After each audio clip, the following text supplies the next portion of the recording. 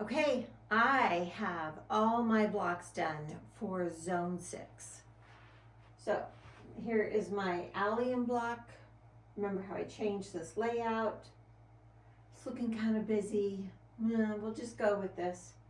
You know, we can always change it if we need to later. Here is the sprout, the ladybug, and I've sewn together the stepping stones. Now, I'm going to go ahead and sew this whole bottom section together at this point.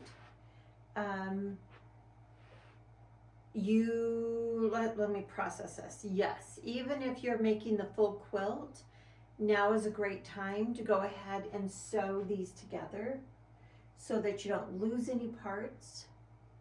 You'll just sew these, sew it to your 4 petals block, and then you'll put the stepping stones on, and then you'll sew all of that to zone 4 over here. So I'm going to go ahead and sew mine together, and I'll come back and show you what it looks like.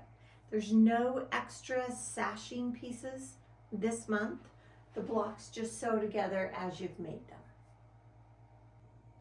Okay, I have all my sections here sewn together at the bottom of the quilt. So I just finished zone 6, and I sewed it to zone 5, and then I added my stepping stones, and then I went ahead and added zone 4.